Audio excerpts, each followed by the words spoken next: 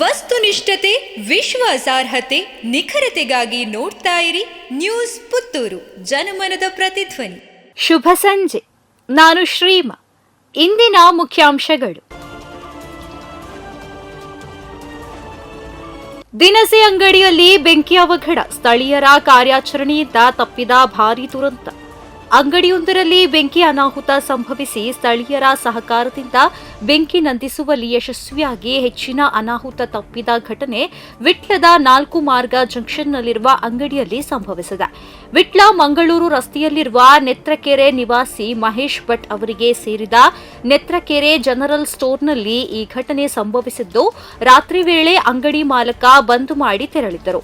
ಅಂಗಡಿ ಒಳಗಡೆಯಿಂದ ಹೊಗೆ ಕಾಣಿಸಿಕೊಂಡಿದ್ದು, ತಕ್ಷಣವೇ ಬಾಗಿಲು ತೆರೆದಾಗ ಬೆಂಕಿ ಕಾಣಿಸಿಕೊಂಡಿದೆ.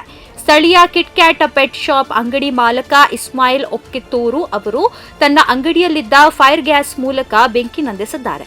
ಘಟನೆಯಲ್ಲಿ ಅಂಗಡಿಯಲ್ಲಿದ್ದ ಕೆಲವು ವಸ್ತುಗಳು ಹಾನಿಯಾಗಿದೆ. ಸುತ್ತಮುತ್ತಲಿನಲ್ಲಿ ಹಲವು ಅಂಗಡಿಗಳು ಇದ್ದು ಸರಣಿ ಅವಘಡ ತಪ್ಪಿದಂತಾಗಿದೆ. ಬಜ್ಪೆಯಲ್ಲಿ ಮನೆಯ ಲಾಕರ್ನಲ್ಲಿದ್ದ 1 ಕೆಜಿ ಚಿನ್ನಾಭರಣ ಕಳ್ಳತನ, 16 ಸಿಸಿ ಕ್ಯಾಮೆರಾ, 8 ನಾಯಿಗಳ ಕಣ್ಣು ತಪ್ಪಿಸಿ ಕಳವು ಮಾಡಿದ ಚಾಣಾಕ್ಷ ಕಳ್ಳರು. ಮನೆಯ ಲಾಕರ್ನಲ್ಲಿಟ್ಟಿದ್ದ ಸುಮಾರು 1 ಕೆಜಿ ಚಿನ್ನವನ್ನ ಕಳ್ಳರು ಕದ್ದೊಯ್ದ ಘಟನೆ ಮಂಗಳೂರು ಬಜ್ಪೆ ಸಮೀಪದ ಪೆರ್ಮುದೆಯಲ್ಲಿ ಸಂಭವಿಸಿದೆ. ಪೆರ್ಮುದೆಯ ಜಾನ್ವಿನ್ ಪಿಂಟೋ ಎಂಬವರ ಮನೆಯಲ್ಲಿ ಕಳ್ಳತನವಾಗಿರುವ ವಿಚಾರ ನಿನ್ನೆ ತಿಳಿದು ಬಂದಿದೆ.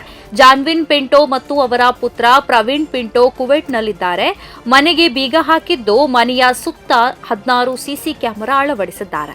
ಆದರೆ ಕಳ್ಳರು ಸಿಸಿ ಕ್ಯಾಮೆರಾ ಇಲ್ಲದ ಕಡೆಯಿಂದ ಮನೆಗೆ ನುಗ್ಗಿ ಲಾಕರ್ನಲ್ಲಿದ್ದ ಅಪಾರ ಚಿನ್ನ ಕಳ್ಳತನ ಮಾಡಿದ್ದಾರೆ. ಈ ತಿಂಗಳಲ್ಲೇ ಬಿಜೆಪಿಗೆ ಹೊಸ ರಾಷ್ಟ್ರೀಯ ಅಧ್ಯಕ್ಷ ಜೆಪಿ ನಡ್ಡಾ ಉತ್ತರಾಧಿಕಾರಿ ಆಯ್ಕೆ ಪ್ರಕ್ರಿಯೆಗೆ ಚಾಲನೆ. ಬಿಜೆಪಿ ರಾಷ್ಟ್ರೀಯ ಅಧ್ಯಕ್ಷ ಜಗತ್ ಪ್ರಕಾಶ್ ನಡ್ಡಾ ಅವರ ಉತ್ತರಾಧಿಕಾರಿಯ ಆಯ್ಕೆ ಈ ತಿಂಗಳಲ್ಲೇ ನಡೆಯಲಿದೆ ಎನ್ನಲಾಗಿದೆ. ಏಪ್ರಿಲ್ 4ಕ್ಕೆ ಸಂಸತ್ ಅಧಿವೇಶನ ಮುಗಿಯಲಿದ್ದು, ಬಳಿಕ ನೂತನ ಅಧ್ಯಕ್ಷರ ಆಯ್ಕೆ ಪ್ರಕ್ರಿಯೆಯನ್ನ ಬಿಜೆಪಿ ಚುರುಕುಗೊಳಿಸಲಿದೆ. ಬಹುತೇಕ ಏಪ್ರಿಲ್ 3ನೇ ವಾರದಲ್ಲಿ ಹೊಸ ಅಧ್ಯಕ್ಷರ ಘೋಷಣೆಯಾಗುವ ಸಾಧ್ಯತೆ ಇದೆ. ಡೀಸೆಲ್ ಬೆಲೆ ಮತ್ತೊಮ್ಮೆ ಏರಿಕೆ, ಜನರಿಗೆ ಇನ್ನೊಂದು ಬರೆ. ಡೀಸೆಲ್ ಮೇಲಿನ ತೆರಿಗೆಯನ್ನ %21.17ಕ್ಕೆ ಹೆಚ್ಚಿಸಿದ ರಾಜ್ಯ ಸರ್ಕಾರ.